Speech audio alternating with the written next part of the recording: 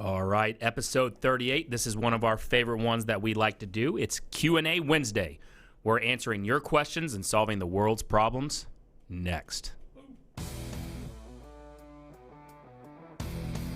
Welcome to the only real estate podcast worth listening to, with your hosts Nick Good, Matt Kelderman, and Brian Force. Combined, they have 26 years of experience and have sold over 1,500 homes. Join them each week as they bring you everything you need to know about real estate. And now, here are your hosts, Nick, Matt, and Brian. All right, everyone. We're early today. We are. That's never happened. Never. Because we know less what we're doing than normal. Yeah, No, exactly. We know everything. You're like, you guys want to have a show meeting? We're like, nope. Let's roll. No. Turn the cameras on and let this pure talent spill out all over Speaking your of that, faces. Speaking of that, of all this talent right here, are you struggling to work with more sellers? Maybe you're having problems with converting those appointments into actual clients, Brian. Mm-hmm. If you are, then you definitely should head over to our new webinar that we just launched. And it's going to teach you on everything that we do on how we take over 10 plus listings every single month. Go over. It's live right now. Go to touracademy.com/take10. And the word 10 is spelled out. TEN. If you don't know how to spell it. Matt just took a listing on the phone, basically, right there. I did. Yeah. Our ISA set the appointment for him. He just got off the phone. Got another condo listing. touracademy.com/take10. Listen to us talk about how we take listings for an hour and a half. Go there. I have paperwork out for a condo listing over on Rawlings. Nice. Yeah. This one's over in 400 Arlington. 415,000. Nice. That's a nice one. It's a good price point DFW in case you're watching this worldwide. Yeah. It's like people in San Diego who like just spit at those kinds of deals. Yeah. It's a dumpster fire in San Diego. That's what you could buy with $400,000. I really wish I wasn't wearing this fucking hat today. This is straight fire. Yeah. Coming in hot. I just don't like it. This is my office hat. Nobody's going to see me. I forgot that I was going to be on camera. Maybe this is the time that we say, all right, one of three of us is blazed. Guess which one it is. Type in the comments below. Type in the comments down below. It's not who you think it is after that last comment that I just said. Right. But Absolutely not. I don't want to sway you. You type whatever you think. Shenanigans. What are we All right. talking about today, boys? This is my favorite one, right? This is Q&A Wednesday. So we've taken, when we introduce people into our group, the only real estate group worth being a part of. Nailed it. Every time now. It's It's like some automatic. sort of Yep. special alien. So if Nick. you're not part of that group and you have no idea what we're talking about, go plug that into Facebook and go join us, because every time that every week we introduce our new members of that group and we ask the one thing that they are struggling with in their business. And so we're gonna go off of this last week's or this current there were a week's lot of one. really good ones in Yes. there. Yeah, for Absolutely. sure. Like people were being pretty vulnerable too, like just straight up like, what's the biggest issue in real estate? And they're like, I'm kind of my biggest problem. Yeah. How can I help me? How do I stop being me? You can't. I don't know about Wouldn't that that. almost be the problem every single time, We- right? Oh, absolutely. Yeah. We had lunch with somebody today whose personality is very similar to mine too, and she was talking about like, I just want like an intuitive system. I was like, yeah, that's a whole other human being. You just have to Yes. hire that. Like, Yeah. an intuitive system is You another can't human. build it. Yeah, exactly, right? It's another person who's not you. Yeah, they're like, I would like all these things to happen. Yeah, there's no CRM for that. So if you're watching us live, go ahead and comment in the comment section below. Let us know what struggles you're having in your business right now that is stopping you from having a great fourth quarter, taking you to that proverbial next level. We'd like to see that. Maybe we can answer that live. Brian Fox, the inspector, is like, shameless plug, I'm struggling to get in front of you guys. Ooh. So- That dude does, man. He's all over on my Facebook and stuff. I see him. He puts a lot of social media content out He there. does too. a great job. I'll call Brian out. He does a great job in terms of he's sent, he's always tried to connect, and then he sent me a e-gift card for Starbucks. Nice. I mean, law of reciprocity. Dude, that's Hell the way, yeah, that's man. the same stuff we do. I'm gonna send you shit until you think I'm a nice person, and then you send me other stuff. Let's do that. Right, That's- like- I've always thought of doing like a farming campaign where I just send everybody a dollar bill every month in my farm area. You and I talked about that. And then a note that's like, hey, So that is actually, if you go and look at like magnetic marketing or the old school long form sales copy letter that Dan Kennedy and the rest of those copywriters would talk about, is there is actually a long form sales letter that you staple $1 to. Because again, it's the law of reciprocity. Right. So you're sending that out to whatever your hit list is with this $1, and chances are they can say use it on yourself or donate it. A lot of times it's for charity. Okay. And so you're asking for that donation back plus some extra. Yep. Right. And they say that form converted at a really high level. Dude, I bet. And I bet it's cheap. Like, it's still cheaper to send that form in $1 than it would be to like send the Cowboys schedule to everybody. Oh, hell yeah, dude. That shit costs way more than $1, man. I did 2,000 of those things last year. I didn't do them this year. If you don't know when the Cowboys play, you're an idiot. Especially locally. I still don't understand. Does that ever work? Can anybody? I'm thinking of video content right now. We got to do a Yes. bit about football schedules and stuff. Like, if you have to look at your fridge to know when the Dallas Cowboys are playing and you're a Cowboys fan, I don't know what to do with you. I just think it's just there. And does that even work? Like, I got a referral because of that damn Cowboys calendar that I sent out. I think Yeah. if you're an agent who dominates a neighborhood, from a layered marketing perspective, as- it's fantastic. as part I think of a if your much thing is bigger like, idea, yeah. I'm not going to mail anything. My first mailer is going to be 5,000 Cowboy schedules, and I'm going to drop 12 G's on. And then if to I get mailed out. don't get No, 10 it's a terrible listings, I'm idea. going to quit. Yeah, it's a I'm gonna terrible call idea. bullshit. No. If I was not in this business and you sent me a Cowboys calendar, I'm not doing business with you. If you send me, Absolutely. I would go to every game. I'd be like, who are the Cowboys? These are my new favorite team. I'm getting season tickets. All right, some of the questions that were thrown out. What would you say the number one problem is, if you had to guess? Time blocking, calendar stuff. Yep. Just like with the world? Or, oh, you mean for the questions? Yeah. Hey, Derek, put the camera on me real quick. I want to show everybody what just happened. Like, because I was in there. Like, this is what mine looks like now. Talk about a stupid calendar, man. Ooh, that is cool. Color-coded shenanigans. I don't think mine's color-coded. Mine is. Yeah, mine's color-coded. Hold But on. It took you're- me years to get there. So if you're listening to this on iTunes, so that doesn't help Matt. Doesn't when you're help at all. Show my calendar. Hey, Derek, do you mind? I have dark mode. So with that, the number one problem that most people are saying, and this has been ever since we really started the group, is time blocking and or consistency. Yeah. And so let's go back through that. How do you stay consistent? Because Matt, right now, actually, with everything going on in your world, how do you stay consistent with your time blocking? So I always hate for it to come back to a little bit of self-discipline, but what I did is I had the right person build my calendar, right? So I got a little bit lucky with having somebody who's been in my life looking at the issues I have and where I fail for the past year and a half, literally just took my Google login and was like, here's what you're doing every day. Yeah. The key to being able to do that was we identified 3 things that I need to be doing every single day, right? I absolutely, and it's not the same source of lead gen as it probably would have been back in the day. I actually don't have 15 hours worth of lead gen on my schedule, right? Because I just have a different business right now. But it's absolutely spend time with my kid is a complete non-negotiable. The fitness stuff, which I'd been great at for like a year and a half, but slipped off with. And then my follow-up with what is a relatively small database. I think right now, what do we have, like probably 19,000 people in our database? Yeah. I probably have less than 450 in my actual own personal CRM because I'm not working with every single buyer and seller that comes in anymore too. So it's really focused, intentional communication with them. So whatever's on your calendar, and I think as new agents, we tend to get really bogged down with like scatter shooting everything. So we think there needs to be a bunch of stuff on our calendar. You probably need to identify 1 or 2 things and make the whole rest of your calendar revolve around that. 100%. Well, then here's the thing. To make your whole to make your day, your calendar, whatever, revolve around those important things, you have to. It's very counterintuitive. You have to reverse engineer it. The most actionable advice that I could give anybody about actually sticking to a time blocked schedule is not the self-discipline that needs to go into, okay, this is what I need to do and when I need to do it. It's making everything else off limits but the things that you need to do. Because here's the thing.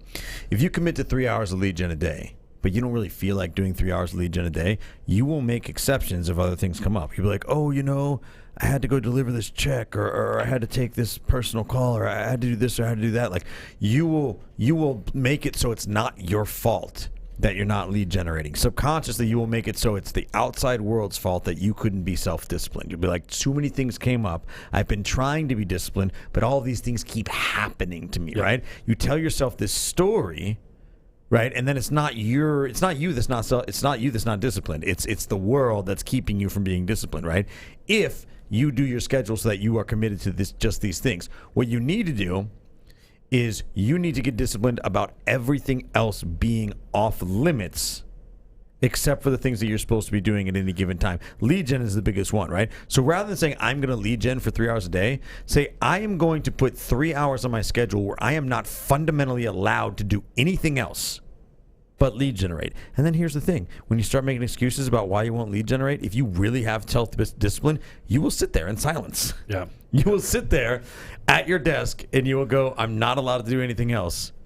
And eventually you will pick up that phone and start making calls or text or emails or whatever. You'll do your lead gen if it's discipline by reduction, right? Yep. Stop committing to doing things and start committing to not doing anything else. Yep. Well, and what I see with it is that they fill it with the personal busy work, right? So what they say is, I'm so busy, and then you ask them what it is, and it was, going to, get my oil changed. Like, I'm so far past due, I'm trying to figure out who can go and take my truck to change the oil. Just do so favor. I did like 2 days ago. Do favor. Will they do that? You can get those people to do anything. Bring me a sandwich and take my truck over Yeah, there. bring me a sandwich and then take my car to get the oil changed. I think there's lots of misdirection for newer agents and agents trying to get their business going too, though. Like I really do think that there are a lot of agents who just stand in the middle of a room and be like, I don't really know what is important, what isn't. Yep. And I think that's the biggest barrier to get to the mindset stuff that we always talk about on the show, is that they just don't really have a clue what they're really, the missing pieces to their puzzle. Yeah. Well, with that though, I mean then they're not treating this like a true business, right? Because if that were the case, you would be diving into consuming as much education content as you could, and then from there breaking it down, saying, okay, there's so many videos and so many podcasts and everything else on lead gen topics, right? I mean, we could do a whole show on the different type of leads that come into our system. That's the whole webinar that we just recorded. Right? That's like the whole thing. Yeah. So again, go to touracademy.com/take10 TEN. And go see what that is, because we do talk about our leads in that one, right? And so what I've done, because here's what happens, right? Time blocking out, if it's not on my calendar, it doesn't happen. Mm-hmm.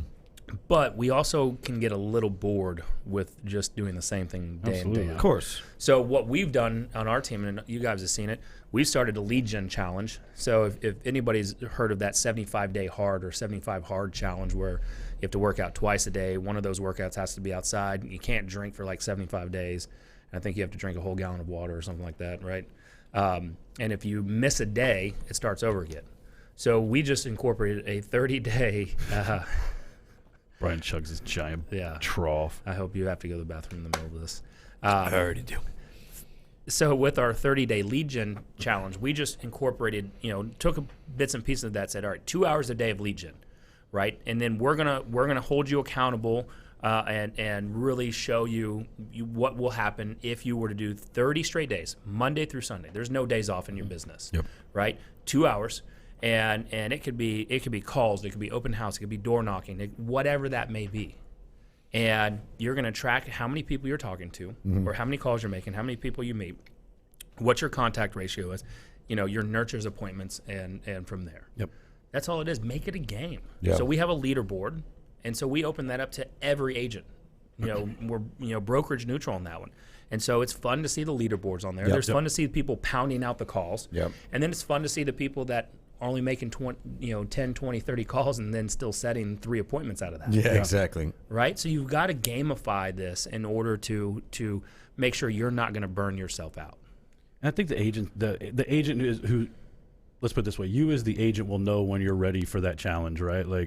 I think that's you have to be ready for group accountability. We say it on here all the time, but you have to want to be held accountable for anybody for it to be even remotely effective at all. 100%, man. A lot of that is just having such clarity around what it is that you want to get out of this, starting with the end in mind. Because we've talked about this so many times. Like, you will not be held accountable if you're not accountable to yourself, right? Like, we have accountability partners in our business and with each other, right? The only reason that we work as accountability partners for one another is because we're fundamentally okay with being held accountable. And that in and of itself is a level of accountability, right? Like the people that don't want to be held accountable, they'll make every excuse in the book for not being held accountable, right? And they'll shy away from all that type of stuff. So that stuff's just, until you're ready to hold yourself accountable, it's really tough to be held accountable. You know, I think that's I think it's impossible because the person holding you accountable is just either going to you're either going to bullshit your way through the first couple of months till they figure you out, and then they're going to get bored with your shenanigans. That's the thing. It's like they're never going to care as much as you do. No. Like you're not going to get other people to care about you more than you care about yourself. Not at all. Right? Like we think that maybe, but that's not true. Other people are not the answer to your accountability issues. Yep. You know. Here's a fun one. How do you stop chasing that shiny object? I'll let you know. Oh man. I still got. Here's what I'll tell you about the shiny object. You'll stop chasing some of them just for other ones to pop up. That's the like thing. if you don't think for a second that there isn't shit that Brian, Nick, and I get distracted by in our day, new ideas for other businesses, video content, all kinds of other stuff. There's things that we're total amateurs at too, right? So like if you're looking at this strictly through the lens of real estate sales, you're missing the entire point, right? Like we're always in a space of being uncomfortable and pressing into new experiences or things we don't really like. And so I think there's always an excitement that comes along with a new project or a new idea, or like somebody tells you something, you're like, that is my real estate breakthrough. I think it's so true. I think that more like specifically if we're talking like lead gen shiny objects and stuff, like just give me $1,000 a month and you'll get 1 billion leads or whatever. Like it's just like anything else, like with, you know, that groupthink mentality. If it's too good to be true, if it sounds too good to be true, it probably is. 100%. And if it worked as well as people thought it did, then it would stop working because everybody would do it, right? It's just like, you know, investing in a hot stock or something like that. Like if everybody invests in a hot stock, it's not hot anymore, right? Because it becomes too expensive, right? It's the same thing with all these shiny toys, right? Like if it was really that great, everybody would buy it, then you would have all the competition in the world. You would be a commodity and just stop working, right? The reality is there are no shiny toys out there that are going to solve the riddle of how you build a real estate business. Part of it is just self-discipline. I'll tell you the solid truth, though, the unfortunate truth, though, is that part of it is just getting burned a whole bunch of times. That is 100% how I learned, bro. No. Money spent. Part of it is just falling for it enough times and just being like, you know what, this was, you know. That guy can't run Facebook ads. Yeah. It's like, this was a terrible waste of $3,000. Yeah. Mine, what did you get burned on? Because mine was I spent $6,000 up front on Realtor.com. And this is before, even way before you were in the business, Matt. And none of them came with phone numbers. They were all emails. Really? And we're like, how can we convert on this, right? Oh, you know, geez. and we converted 0 out of that. And they would not give us our money back. Oh, yeah, you can't get your money back from those leads. We called them every day. Yeah.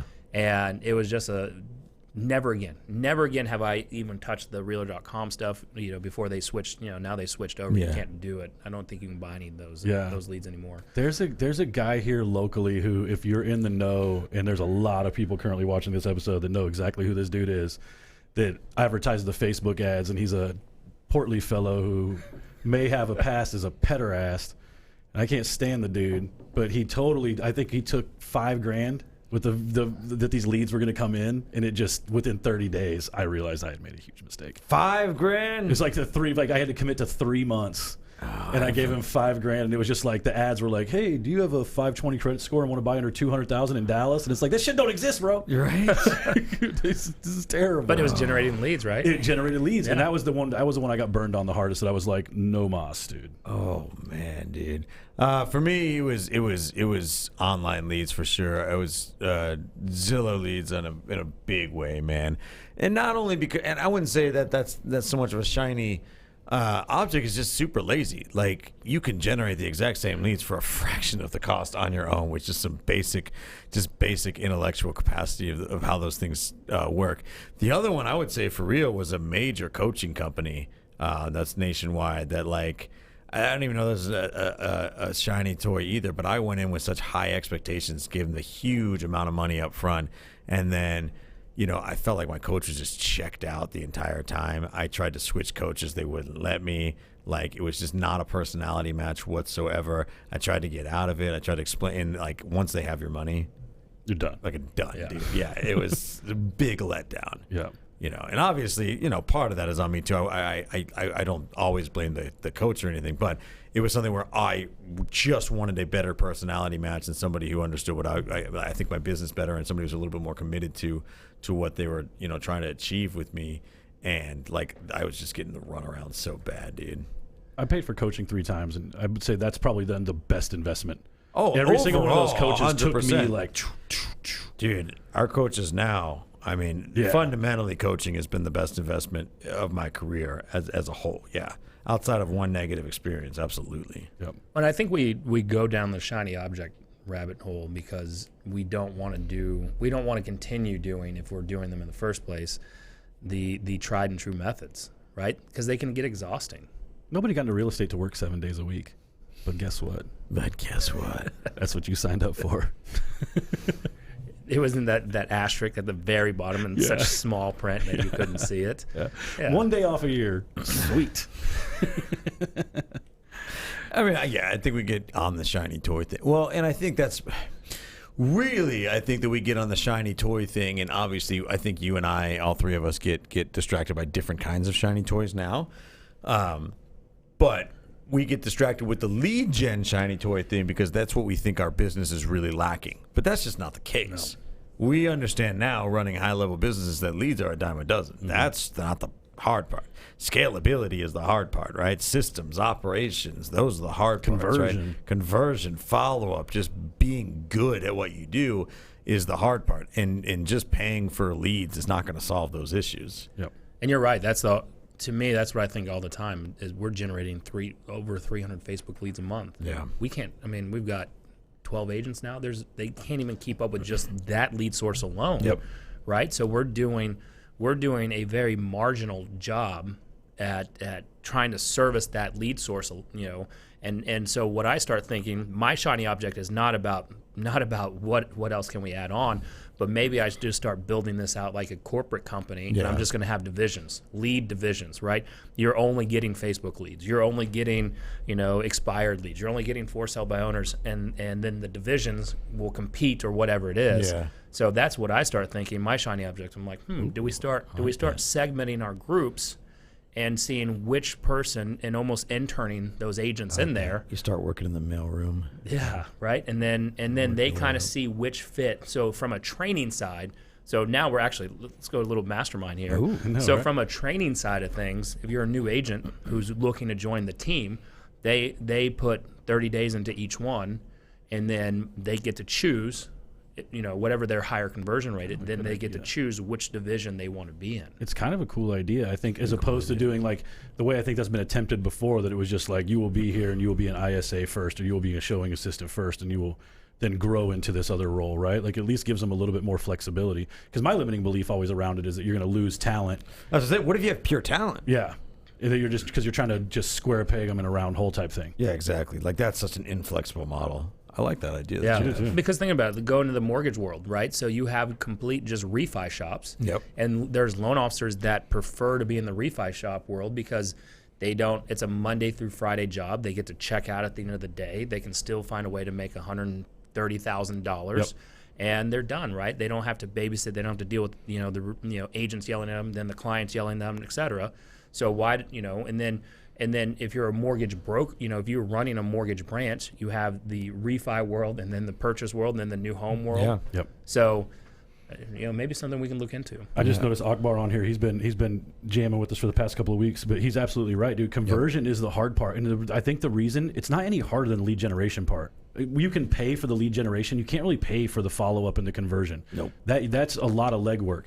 The new lead comes a little hit of dopamine of That's opportunity. what it is, right? man. You and just the follow-up think that doesn't come with any sexiness. No. Right? Right. It doesn't at all. And I think we want to automate it too much, right? For sure.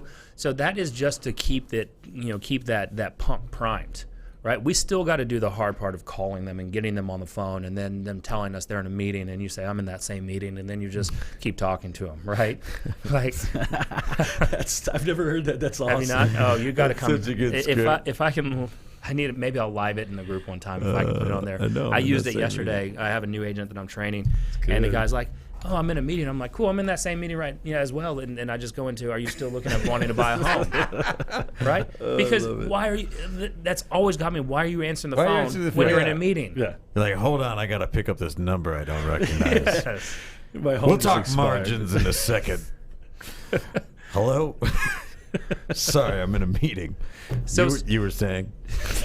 That's stupid. yeah, it's so ridiculous. So I just tell them that. I'm like, I'm in the same meeting. Or, again, if they're like, "Oh, I'm really busy, I'm at work." I'm at work too. Yeah. Right?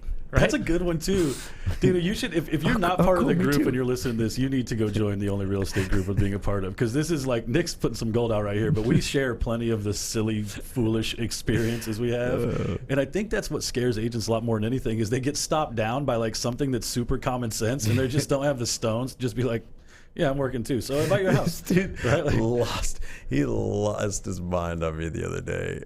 I was circle prospecting, and he was like. I was like, "Hey, this is Brian Forrest, Keller Williams, whatever." He was like, "I can't talk right now." And just like immediately, I was like, "Why'd you pick up the phone?" And he was like, "Because I'm waiting for a button call." I was like, "All right, man, whatever." But it was such a pattern interrupt. You could just see the fucking bomb went off in his head. He just was not expecting somebody to say that back to him. But here's the thing: you've also got to you've got to, when you're doing that, it also. You gamify it. Like we do some other things, like I won't even talk about on here, but it's gamifying and it's helping break up that I'm gonna call it boring. Now, I personally love making those calls because it's fun. It's exciting to me. It's the chase, but for most people, they're not like me, and you've got to just incorporate some things in there, like are you feeling what I'm putting in you? Right? I think that's just like saying meow and Super Troopers nonstop. Yes, I'm gonna do that Gruden thing on the phone now. I'm like, knock on wood if you're with me. But try it. Here's the thing: that stuff will, if you do it, people will still say yes, or they'll knock. They'll do the things that way that that you at least have it. Yeah. Right. And you got to gamify it and make it fun. So something that was interesting. This was kind of a first that I've seen at least when we're looking and analyzing our group. Someone was talking about scalability with expansion. Now this person is an insurance agent. Okay. And they're looking to expand into Houston. They're here locally in Dallas, and they're expanding into the Houston area. So let's talk about expansion. Okay. We've done it at in my opinion, a piss poor job. And I'll tell you all the failures I've done at it. You guys are expanding here locally, and probably doing it the right way because there's a leader in place. That's what it's. Yeah. There's the number one thing right there. It's about leadership, man. You can have everything dialed in as much as you want. If you don't have the leader to run it all, it's just not going to work, man. Like here's the thing, and the reason is, if you didn't have leadership, you wouldn't need expansion. Because, for example, right, like say we wanted to expand to another state.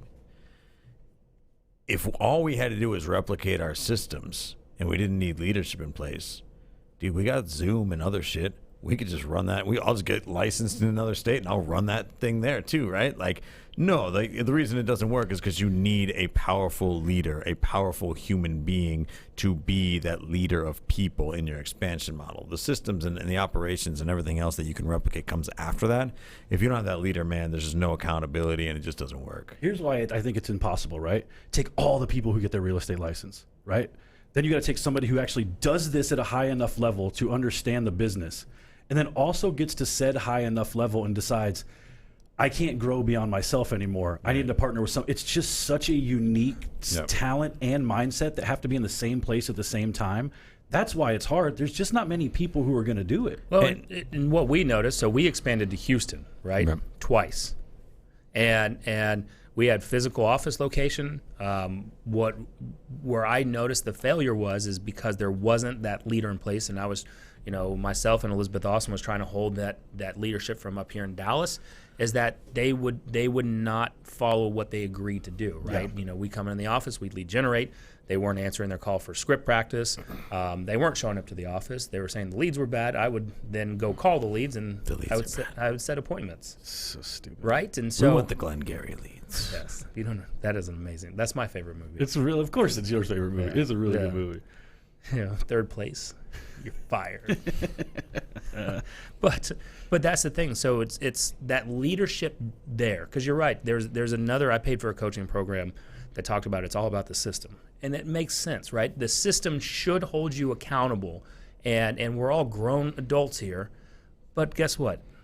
We don't. It's just the theoretical versus the realistic, dude. That's all it is, man. It's just at the end of the day, every single problem is traced back to most people just not doing what they say they're going to do. Whether it's your individual problem as an agent, whether it's our problem because we brought you on the team and thought you were going to do something, whether it was you partnered with somebody in Houston and they could, like, it's just usually we put our faith in the wrong person. And what's going to happen, right? At the end of the day, we can't execute them. Right. Of course. Right? I mean, They just walk away. yeah, I mean, so just they walk away and then they blame you. Of course. And then they start bad-mouthing. They start running their mouths on course. it, saying that it doesn't work. And it's like, no, it works. You just did not, implement the and people? execute Oh, the game plan. The I game thought plan. it was a game. That was like a billionaire idea Yeah. from Nick all of a sudden, just murderous. But that's what I'm talking. rampage. We can't also, because they know there's no consequence. They're not going to jail. right. Well, and it's Right? not, most likely it's not their money, right? It's your business That's- model. It's your yeah. expansion model. Yep. And I'll tell you something about leadership. There's a unique kind of pain that comes with other people pissing away your money. Hell yeah, It dude. hurts extra bad. Yes. When it's you spending your own money because you bought leads and you didn't Yeah. follow up, and you can justify it and be like, I can extend myself some grace because I had a bad month. Right. When it's like Joe, new agent, who's like, I swear I'll work 8 hours a day, comes in and like, you The call first day. someone- They just said, Yeah, it's I just the swear first I'll day. work 8 hour a day. A day. The A first day. day. A day. Yeah, that first day. It's Yeah. a unique point Exactly. of pain, my friend. Right? I mean, so now that we've shit all over expansion, it can work is the good news. You Yeah. have to find the leader that has a specific skill set and also a specific problem that you can solve for them and they in turn can solve for you. That's what's happening with our local expansion partner. They are bringing things into our business that are mutually beneficial, and we are absolutely bringing things to their business that are mutually beneficial, right? There are issues and not issues. There is a ceiling in her business that we are helping her exceed, and then she is bringing a lot of mutual benefit to our business as well. It's expansion is a partnership. It is certainly not an employee-employer relationship at all. It is a full-on. You are helping them with the systems and operations and whatever it is side of things, and they are bringing the pure talent, and you are helping to bring out the best in them and vice versa. I think one of the things that Brian and I have a unique advantage is we made the exact same decision. High-level producers who hit a ceiling, had a specific problem that needed to be solved, couldn't figure out how to solve it, and recognized that, hey, this is what I want to do. Yep. I'm good at this. I shouldn't leave just because I can't figure out this one part of it. Yep. Who's doing? And it ties back into what we were talking about last week with your network. Who in my world can help me solve this problem, and not being afraid to ask for help? Because at the end of the day, we're all just going to go to the next level where there's another pile of cash. Yep, Right? exactly. Like, that's all it is. So I'll just go there, right? Well, and I think what we're seeing with that is that the main thing that most people struggle with expansion is that they do treat that like an employer-employee relationship, Yep. right? And so you're 100% correct. And so if you're going to try to partner with talent, then more than likely you're like, nope, you got to do it this way, and you're going to micromanage them to death, and then they're out. Yep. Right? So that's also the next step of getting out of your own way, Yep. so that they can go and run with that ball, because that's their base. How I looked at it is like, you're buying a franchise within our model, right? And there's a wide box that you need to stay within. Yep. But you can bounce around that freely. If you have to micromanage somebody that you're partnering with the wrong person. If you micromanage the person that is the right partner, they're going to leave you. Yep. I think is the best way to put it. And Brian and I were talking about this on the ride over here, and we've had an opportunity to really experience it a little bit. Like, the synergy inside of our business, I think, makes a lot of what we do together work, right? We're really on the, like, I have a business relationship with him that I've never experienced with anybody before, because we're legitimately on the same page. The accountability is built in without having to be said, anything like that. So I think as you start looking to partner with somebody, even as an individual agent thinking about joining a team or picking a brokerage, Yeah. right? You're not going to have a ton of leverage, but you absolutely need to look at it more of a partnership than some sort of subservient. Because if you come in asking us for leads and splits, what you're telling me is, I need you guys to do every little thing for me. Yeah. If you come in and have a higher level conversation around growth and opportunity, and in a year from now, what can this look like if I put in this kind of time? That's a much higher level conversation, and it changes your whole level of thinking. Yep. Hell Right? yeah. Yep. Around what you're trying to do in your business. And I would just challenge everybody, whether you're at 50 units and trying to go to 100, or you're at 2 units and trying to go to 10. those are the kind of questions you need to be asking yourself. 100%. Let's go down the cold calling challenge. So someone posted that they're having trouble with their cold calls. And, I wanted to bring this one up because I think in my opinion, it's changing. So that, we're known as the heavy prospectors. Yeah. And if you really start looking at what we're doing, I mean, we talked about this when we shot our webinar. Yep. My number one source of listing business is Sphere and past clients. Yep. Now, that was not the norm, right? It used to be expires number one. We were a one-night stand. Then we started focusing on how to get that repeat and Sphere client going. Mm-hmm. But number two is definitely expireds. Yep. For sale by owners is starting to come up there because there's that opportunity. We've been hammering that to death right now. But internet leads, right? That's not necessarily cold calling. Right? It's what we're doing is we're rapport building and then hopefully incorporating our systems so that we become that expert realtor or advisor. And when that time comes, we're going to try to, we're going to do everything we can to set ourselves apart. Yeah. So the cold calling part is definitely, in my opinion, definitely changing, right? Especially, and even with cold text messages.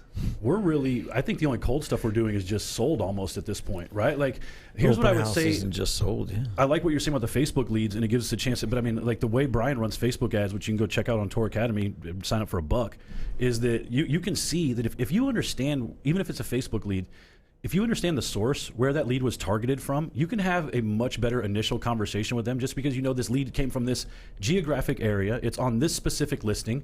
So I can call and ask a very direct question. Hey, I noticed you noticed my listing on 123 Main Street. Are you just looking exclusively in Irving? Whatever the conversation is, I've already got a few data points before we even begin this relationship. Right. And I think that eliminates some of the coldness. And agents are looking for this immediate warm response. And I think what they should be looking for is the ability for you to sound like you know what you're talking about before they know what you're talking about, right? Like, meaning, like, if you have a couple of those data points, I think you're in a really great position to immediately build trust in the conversation. It immediately becomes a lot less cold. That's all our automations do, is our automations allow us to warm up cold leads before we talk to them. It's not a one-stop shop for turnkey business, right? It just allows us to control the conversation a little bit better. But I will also say that to that point you're talking about before, with cold calling and stuff, you did run an experiment recently in which over time, with a little bit of attrition, your numbers didn't seem to drop as much as you thought they did. In terms of how many calls we're making. Yeah, we were talking about how nobody's picking up anymore. It's hard to have conversations, so on and so forth. When you got your ISAs or your callers were up around the 400 call a day mark. So that's the thing. So seemed like things picked back up. They did. So if we were under 400 calls per caller, right, they were well under a 10% contact rate. Right. When they got over 400, it was at a 10% or above contact rate. We saw our appointments go back up. Now these people are calling expired listings. And for sale by owners, right? And so with that, what I'm looking at is if we're going to go to a true cold lead, which expireds are, that's pretty much cold calling. Yeah. I consider cold calling the circle prospecting. Yep. And most people when they circle prospect it, they are trying to find a needle in a haystack, and so that mindset is completely wrong, right? And maybe you said that, Matt. I kind of just zoned out there for a second, but when you're circle prospecting, the whole goal is to build up a nurture database. Want nurtures. Right? That's all it is. So when we were running our call center, which my biggest regret was getting rid of our call center. Yeah. Right? I took some advice from a agent doing $200+ million and it backfired on me. So not all advice from top level agents is great Some advice. might work for their business, but not for yours. Yes, right? yes. And so we had 8 callers circle prospecting, and we were putting in per caller minimum 4 nurtures per caller day. So minimum 32 nurtures in our database, 5 days, every day, 5 days a week. So what is that? Minimum. Damn. Yes. 150 a week? 150 a 150, week. 160 a week? 160. Yeah, 160 minimum a week. Bro, that's like 600 a month. It's really good, man. It's insane. And again, I regret getting rid of them and closing that down, because the hardest thing to do is rebuild it. Yeah, because it's just time and momentum, man. It's time and momentum. The personality style comes with a lot of drama. Yeah. It's a headache and it's just tough. And we should do it because, again, it was paying $10 an hour. They were working 4-hour shifts, so $40, per caller, per day. Finding the talent for that, is so hard. Yeah. Because most people that are incredibly talented, you're going to need to pay them more than $10 an hour. And anybody you could pay $10 an hour usually isn't talent. But there's some unicorns out there that you found that were happy doing what they were doing. Yep. Usually but the turnover rate, it's people that can't do anything else. Well, the turnover rate's high. Usually there's a lot of personal drama going on. Yeah. Maybe some fights per callers. Just yelling at people on the phone.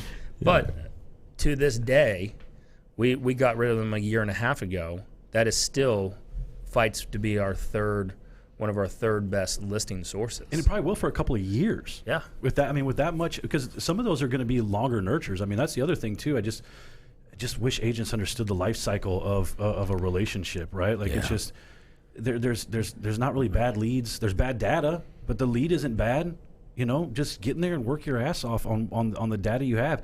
Go find some agent. We talked to somebody today who's a heavy listing agent, and I've known multiple agents like this, but their buyer business goes nowhere. Yeah. Right? Just falls into this black hole of nothingness because they don't really want to work buyers.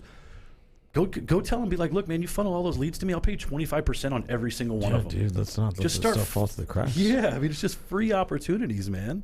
Stop being afraid to pay a referral fee too. Two more before we get to billionaire idea. Okay. I think we have 10 minutes left. Like 7 minutes left. Yeah, seven? No, I think we got 10. He gave me a thumbs up on 10. We started early. Start early, go late.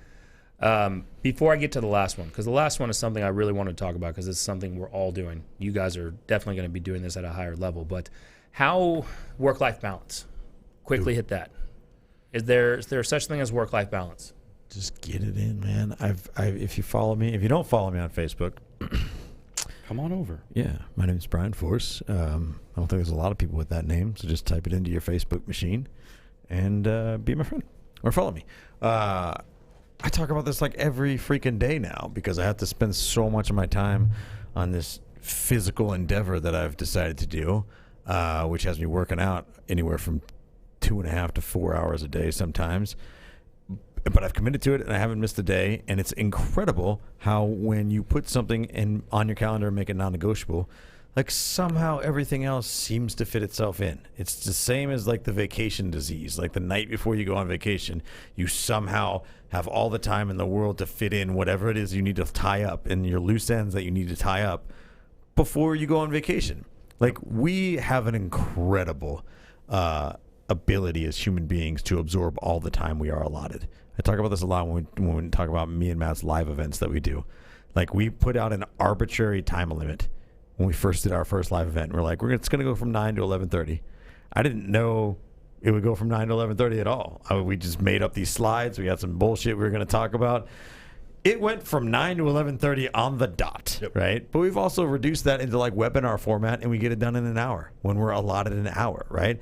The work-life balance thing, if you really, really are committed to honoring your work-life balance thing, it's the life part that you need to make non-negotiable. The work part will fit itself into the work part of your day if you make the life part off limits. It's got to be non-negotiable that you are going to live your life and somehow you'll get the work done. That is, here's the reality. If you have an imbalance in your work and personal life, it's because whatever side you're unbalanced on, you just care about more. Right, that's.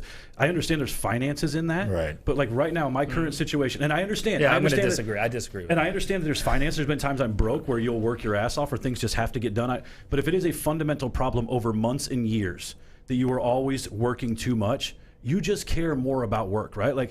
And I will say that as somebody who used to work all the time because I thought that's what was necessary for my family. But now in my current situation, having much more time with my son, having to have structure in the morning and structure in the evening, I still get all my shit done, right? So I didn't choose that to be the thing, but the reality is I have way more work-life balance now out of necessity than I ever had before. You'll do the things you're passionate about, man. You'll do if the you have things that something in your show life that you're really passionate about, you'll find a way to make work so you can do the things you're passionate about. If you're spending all of your time working, you just found your passion probably. Yeah. It's not the worst thing in the world. Right? I think there's too much just out there, these coaches and gurus, trying to find that work-life balance. If you don't have it, then, again, that's on you, basically, and you're choosing that.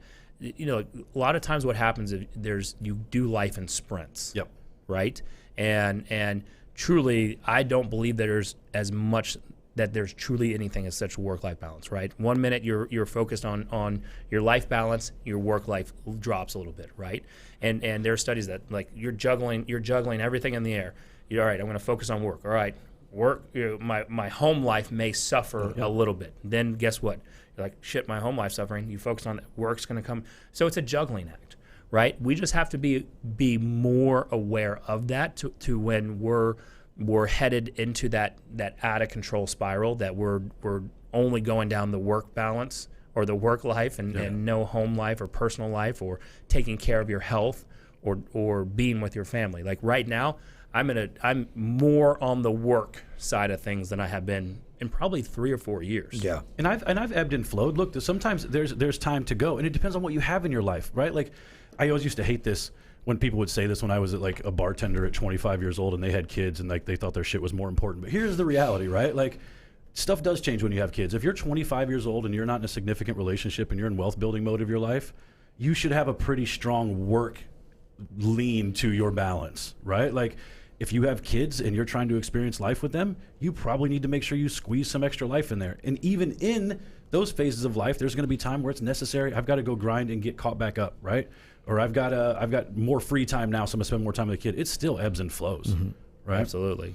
I guarantee it. Well, this is also where you focus on, you know, being smarter with your money. Your money situation can help your work-life balance. That's 100%, huge too. Coming right? You in gotta with look at some of the other things in your life. Yeah. Yeah, I mean, our investment sides pay my brother and our family pretty well, right? So, you know, we're choosing, you know, our work balance because we want something bigger for multi-generational wealth, right? So that's something that we're attacking. But for a lot of people, there's the opportunities to say, all right, if you've got your monthly nut covered by some type of residual income or income coming in, then you might, you know, then you can kind of be a little bit more selective on how your work-life balance goes. Certainly. I want to make sure we're responding to these. Tori, if you don't have it on your calendar already, or if this is the problem that you're struggling with, so Tori Maxwell is saying that her and her husband really, really struggle with this work-life balance because they're both self-employed. Pull up your phone right now and look at your calendar. If you don't have a date night on your calendar with your husband that's non-negotiable, then that's your problem right there. Yeah. You've got to have the life part on your calendar and make it non-negotiable. Derek, millennials aren't buying houses because they prefer smaller spaces, and I think I can guarantee you that the average new build square footage will decrease by about 300 or 400 square feet over the next decade. And Matt, you do have a good radio voice. Oh, thank you very much. All right, last question before we get into Billionaire Idea is, how are you getting over yourself? So this was, how do you get over oneself to start producing more video content? Yeah. Here's the thing. This one. There is plenty of stuff out there that I am embarrassed about. Right? There is plenty of stuff that I have said on camera that has been chopped and edited, and not even in a way, it probably makes me look better than the original comment, honestly. I don't know. I love it now. Brian and I are shooting the most ridiculous bit tomorrow that we have ever shot, and we are so excited about it. I've been laughing We're about it all day. legitimately, I think right now is what you're seeing is like two dudes, and we talked about this on the way over here, about how do we someday ultimately convey to people like what video is already done in our tiny little circle, right? Yeah. Our reach is not huge, but the concept is amazing, right? People love to just get to know you. I was speaking to the Indianapolis branch of her group the other day, about some of what Brian and I do. And I think what they found to be most attractive about it is it's incredibly genuine, right? If you're going to do video, you do have to be yourself. Right. I also think that should remove the fear too, because you don't have to be somebody else. You just get to be yourself. So if you end up being quirky and awkward, roll with it. Dude, here's the thing. And Tori, perfect. She just commented, just do it. That's the first part, is just do it. If you want to get like real, just deep and bleak and existential on it, the way that I think that we've become so genuine is just fundamentally accepting the fact, and this might rub some people the wrong way, but like, you're just not important enough to be embarrassed about your video. Like there's just nothing that you're putting on video as a real estate professional that is so transcendent it's going to change the world. Like, just be yourself and have fun with it. If you look like an idiot, that's your problem because you're too judgmental of yourself. Like, we are just a bunch of space dust hurling through the universe at 1 billion miles an hour. Nothing you're putting on YouTube fucking matters. Yep. Right? Have fun with it, dude. If it sucks, so what, man? Make another and it'll be better. It'll change over time, too. Find somebody fun. So look, Yeah. you know, our big announcement video that we're still waiting to drop. Yep. Right. So if you don't know what we're talking about, we'll post the link in the comments. But you know, I'm not that creative side the way that you guys are, right? So we're shooting our this big announcement video, or you know, whatever we were doing without giving it away. Right. And we had this video shot of you guys jumping out while I'm looking all serious and just, you know, boring as all get out, like I normally am. And look what kind of run that got. Yeah. Right. Yep. Right. So you can also incorporate, you know, people that are funnier than you. Yeah, dude, find partners that'll make it more interesting or whatever. Take the heat off yourself. But the main thing is that, one, you need to talk about stuff that you're interested in, not just real estate, dude. I will tell you that the videos that do the worst for us have real estate involved. We're in like, them. come look at this townhouse. It's really pretty. And everybody's like, I don't People give are like, two shits. no, we don't care. Yeah, we know but what here's the thing: townhouses if you look were like. to do it, then make it a fun real estate. Like go to a That's what we started shithole doing. house. Yeah. And you know, some of my best ones were like, all right, Would you the old ODB cribs from Yeah. back in the day where ODB no, it was took Redman. Was it Well, Redman? It was Redman. Yeah. He did it. Took him to the Staten Island place. It was like a mess. I like love where the it. pool's green. You're like, all right, you know. And then I made a joke on. I said, I'll pay someone $100 to come drink from this. Yeah, Right. You had exactly. people commenting on there. So you know, just make it. That's if you're gonna make it real estate, because my stuff's 99%, maybe almost 100% real estate related. Make it fun on that, or at least go and start showing that side of real estate. We see cool, funny stuff in houses all the time. Just take a 15-second video of post it. A guy named Josh Bevers, I know in Indy the other day, there's like a dishwasher right under the sink. Oh, like, yeah, that's the most that was a ridiculous good thing. one. And he's like, what the hell? How did they Like, even it's just- plumb this? Yeah. That, and here's like we were talking, Matt and I were talking about this yesterday during a meeting that we had. Like, have fun with it. If you think about the most grim, bleak, what I think is the most grim, bleak industry out there is the insurance business, right? You only use insurance when something bad happens. What are the times that you actually exercise your insurance? You had something horribly go wrong medically, your car got totaled, or someone fucking died, right? Like, and you would be so hard pressed to find me an insurance commercial out there that's not funny Yep. Yeah. in 2019. Yep. Like, have fun with it, dude. If they're doing it, you can too. Just get a lizard or whatever. All right. So before Billionaire Idea, are you struggling to work with more sellers? Maybe you're having troubles converting those appointments into clients. Go over, check out our new webinar we just shot. It is how we take 10 plus listings every single month. So just head on over to touracademy.com/take10, TEN, spelled out. Go ahead and sign up. And then go over to Tour Academy. It's $1 for the first month. $1. Staple that to a letter and mail it to somebody. Yes. Billionaire Idea. We got 1 minute. I'm gonna pull a hard left turn on you today, Derek. All right, I'm ready. So Matt and I have been toying with the idea. We were BSing around the other day about doing a podcast that was like just us talking about movies and like pointing out obvious flaws in them for an hour. And so since we haven't started doing that yet, I think I'm gonna shift my Billionaire Idea this week into like a test run for something like that. Like, this would be, if I'm going to do a Netflix special, this is going to be the club sets that I do in the lead up to warm up my jokes. So I'm going to test my stuff that I want to talk about with you. So I want to talk about one of these movies that's always been very confusing to me. I'm going to ask you some questions. You're going to have to try and answer them for me. Oh, boy. And help me make sense of this. Why are the vampires in Twilight in high school? Why are they glittery? And I mean this with like the most just logical sort of lean to this, because there's only a couple of scenarios. And if you've watched the movies, they explain to you why they move a lot. And they move a lot because they're not getting any older, and people at their high school start to realize they're not getting any older, so they have to move. I'm trying to understand why vampires that are 100 years old are going to high school. Algebra. What do they have to prove? Yeah, man? so there's either two scenarios, Derek. But they're not getting older, but there's older vampires. But that's what I'm saying. Yeah. Okay, here's the okay. It is so much more believable that people would be freaked out by the fact that you look like a fucking vampire and you can't die than you having to continuously move because you're purposely hanging around other kids who look like your age but get older and you do not. What are they learning in high school that they haven't learned in the 100 years that they've been alive? It doesn't make any sense, Derek. There's only two possibilities. I think it's a waste of time, man. Either they have been alive for 100 years and they just chose the brief 4-year period that they were actually filming Twilight to start going to high school for some fucking reason, or they are continuously going to different high schools, and then as soon as they graduate, they're like, later, Edward, good luck at Duke. They're like, we have to move. It doesn't make sense. Just stop going to the schools.